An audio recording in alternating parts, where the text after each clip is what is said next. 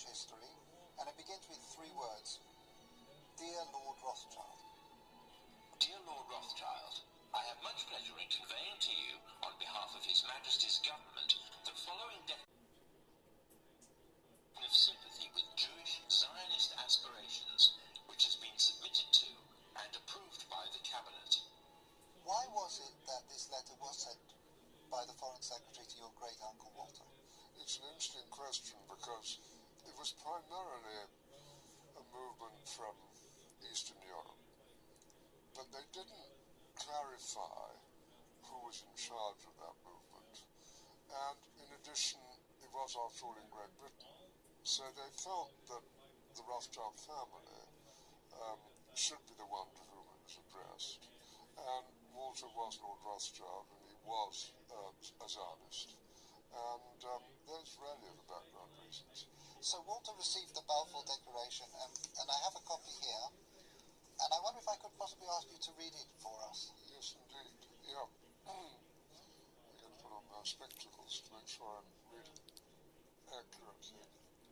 His Majesty's government view with favour the establishment of Palestine as a national home for the Jewish people, and will use their best endeavours to facilitate the achievement of this object, it being clearly understood that nothing should be done which may prejudice the civil and religious rights of existing non-Jewish communities in Palestine, or the rights and political status enjoyed by Jews in any other country. I should be grateful if you would bring this declaration to the knowledge of the Zionist Federation. Yours, Arthur Balfour. And here it is, the Balfour Declaration. What do you feel when you see it here?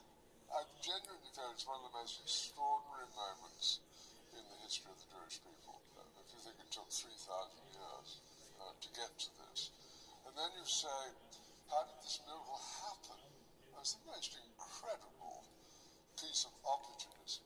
I mean, if you think you had an impoverished would-be scientist, Hein Weizmann, who somehow gets to England, meets a few people, including members of my family, seduces them. He has such great charm and conviction.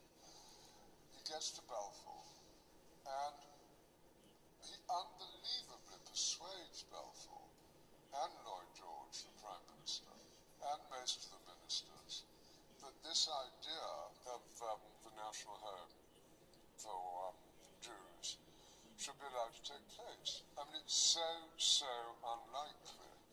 And then he's, starting